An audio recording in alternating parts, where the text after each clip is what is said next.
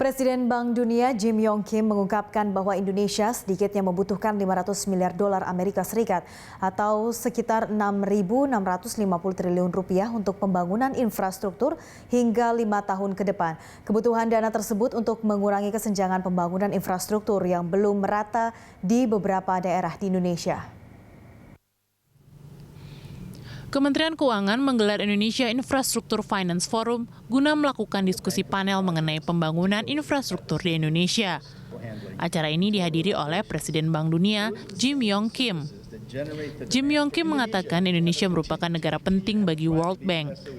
Kim berjanji akan mengupayakan berbagai investasi di Indonesia, khususnya untuk pembangunan infrastruktur. Kim mengungkapkan dirinya tertarik membantu Indonesia karena semangat reformasi yang dimiliki oleh Presiden Joko Widodo.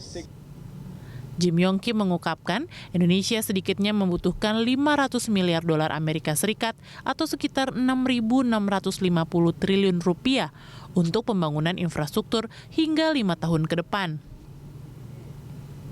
Untuk itu dibutuhkan peran swasta dalam pembangunan infrastruktur di Indonesia lewat skema Public-Private Partnership. Skema pembiayaan ini juga disetujui oleh negara-negara anggota G20 untuk mendorong pembangunan infrastruktur agar tak hanya bergantung dari APBN. Is because Indonesia is very important to the World Bank Group. What happens over the next few years in Indonesia, I think will be a signal for the rest of the world. Sementara itu, Menteri Keuangan Sri Mulyani Indrawati mengatakan dirinya mengapresiasi dukungan dari World Bank mengenai pembangunan infrastruktur di Indonesia.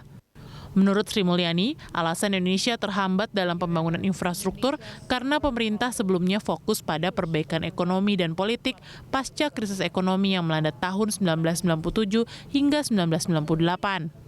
We are left behind, not because we won, but because many presidents before they also struggled since the ASEAN financial crisis, 97-98.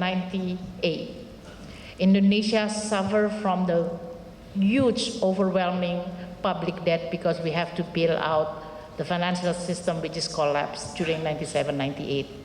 So the subsequent, all the president, the leader of Indonesia, in the past 18 years, try to stabilize the country, try to restore confidence, try to reduce the debt, and try to make the public financial sector to be healthy and strong.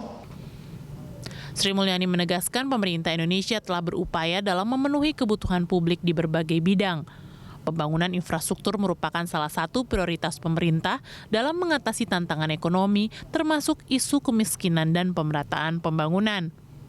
Cikal Multazam, Haryadi Jamal, Berita 1, Jakarta.